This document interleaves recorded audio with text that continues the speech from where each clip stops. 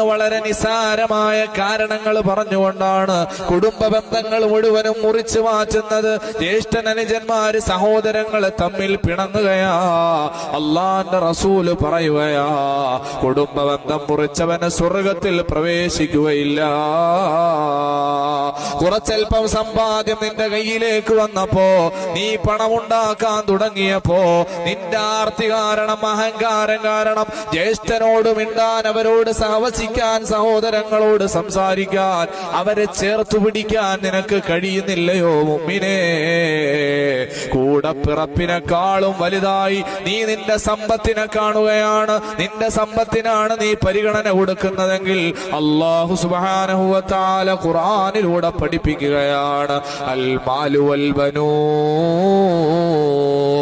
അല്ലാഹു നിനക്ക് നൽകിയ സമ്പാദ്യവും നിനക്ക് നൽകിയ മക്കളുമെല്ലാം സീനത്തുൽ ഹയാത്തിൻ ദുനിയാ, ഈ ദുനിയാവാകുന്ന ലോകത്തിന്റെ അലങ്കാരങ്ങൾ മാത്രമാണ്.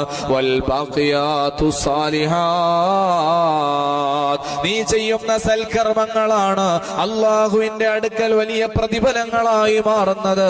അതുപോലെ തന്നെ കുടുംബത്തിലേക്ക് കടന്നു വരുന്ന മരുമക്കളും സ്ത്രീകളും മറ്റുള്ളവരും സമാധാനം ഉണ്ടാക്കാൻ ശ്രമിക്കുന്നതിന് പകരം ആ കുടുംബത്തെ തകർക്കാൻ കുറ്റപ്പെടുത്തലുകളും പരദൂഷണങ്ങളും.